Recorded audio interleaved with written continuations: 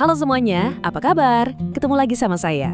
Nah, sebagai orang yang sering ngoprek elektronik, sensor itu udah kayak makanan sehari-hari deh. Makanya, hari ini saya mau ajak Anda semua buat ngebongkar bareng-bareng apa sih sebenarnya dunia sensor itu. Kita bakal lihat gimana benda-benda mungil ini bisa bikin hidup kita jadi lebih canggih. Oke, ini dia nih, roadmap kita.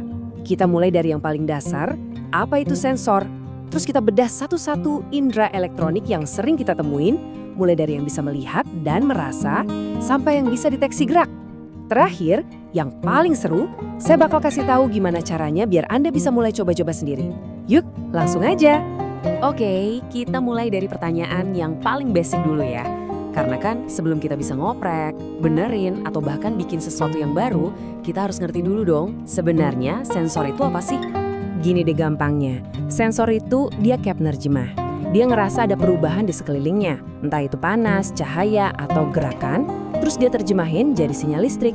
Nah, sinyal listrik inilah bahasa yang bisa dimengerti sama otak alat elektronik kita, biar mereka bisa mikir dan ngelakuin sesuatu. Saya paling suka pakai analogi ini sih. Anggap aja sensor itu panca inderanya parang elektronik. Dia itu mata, kulit, sama telinganya. Tanpa sensor ya HP atau mobil Anda itu buta dan tuli, nggak bisa ngerespon apa-apa yang terjadi di sekelilingnya. Nah, biar makin kebayang, kita langsung masuk ke contoh-contoh nyatanya. Kita mulai dari dua indera yang paling umum, yang pasti Anda temui tiap hari. Indera penglihat dan perasa. Kalau di dunia elektronik, ini namanya sensor cahaya dan sensor suhu. Ini dia dua jagoan yang paling sering saya pakai buat proyek. Pertama, sensor suhu. Contohnya DHT11, ini favorit banget buat para hobis, soalnya bisa ngukur suhu sekaligus kelembapan. Terus ada sensor cahaya, yang paling populer itu LDR. Cara kerjanya simple, makin terang cahayanya, makin kecil hambatannya. Jadi, yang satu buat ngerasa panas dingin, yang satu lagi buat ngelihat terang gelap. Gampang kan? Contohnya di mana aja? Wah, banyak banget. Pernah perhatiin layar HP Anda jadi lebih terang pas di luar ruangan, terus meredup pas di dalam? Nah, itu kerjaannya sensor cahaya. Lampu jalan yang otomatis nyala pas malam hari, itu juga pakai sensor cahaya. Atau di mobil, ada sensor suhu yang tugasnya mawasin mesin biar nggak overheat. Keren kan? Oke, lanjut. Sekarang kita naik level sedikit. Kita bahas sensor yang bisa ngerasa kehadiran sesuatu tanpa perlu disentuh sama sekali. Ini nih yang bikin teknologi kerasa kayak sulap. Nah, di sini ada 3 kemain utama. Ada PIR atau Passive Infrared. Dia ini kayak mata elang yang ngelihat panas tubuh. Makanya cocok banget buat alarm maling. Terus ada ultrasonic. Kerjanya persis kayak kelelawar. Dia teriak pakai suara frekuensi tinggi, terus ngukur jarak dari pantulannya.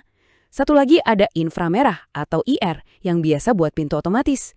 Dia nembakin cahaya inframerah, terus kalau ada yang motong cahayanya dia bakal aktif. Jadi intinya, kita ini dikelilingi sama teknologi ini loh. Tiap kali masuk minimarket dan pintunya kebuka sendiri, plop. Atau pas lagi parkir mundur mobil terus ada suara bip, bip, bip. Nah, itu dia.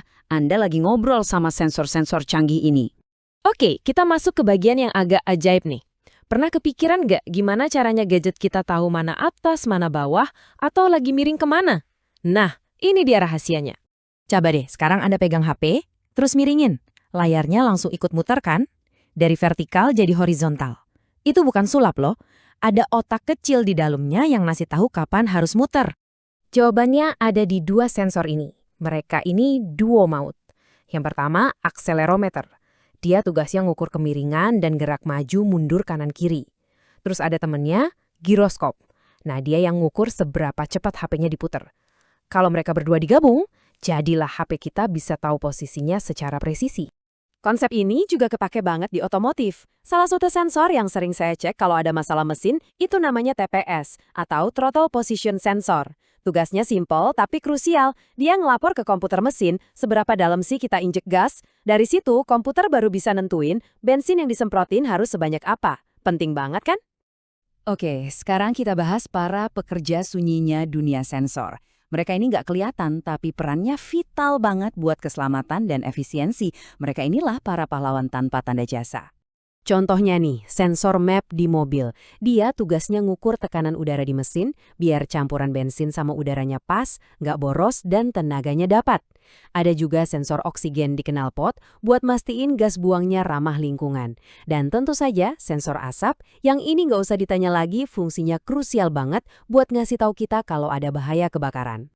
Jadi, 3 jenis sensor ini, tekanan, gas, dan asap, mereka adalah mata dan hidung kita yang gak pernah tidur.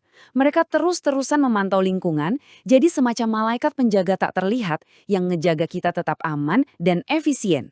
Nah, teori-teorinya udah kita bahas ya. Tapi bagian paling asiknya itu bukan cuma tahu, tapi mencoba. Sekarang, gimana caranya biar Anda bisa mulai main-main dengan sensor ini? Yuk, saya kasih tahu langkah-langkahnya. Ini dia resep dari saya, cuma 4 langkah simpel. 1, mulai dari yang gampang aja, nggak usah muluk-muluk, misalnya bikin lampu yang bisa nyala sendiri pas gelap. 2, pilih sensornya. Buat lampu otomatis, ya kita pakai sensor LDR tadi.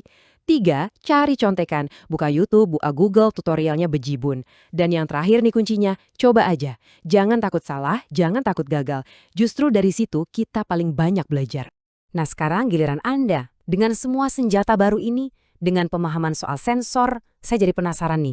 Kira-kira apa sih proyek pertama yang bakal Anda ciptakan? Masalah apa yang mau Anda pecahkan? Coba deh pikirin, karena sekarang Anda udah punya kuncinya. Selamat berkarya!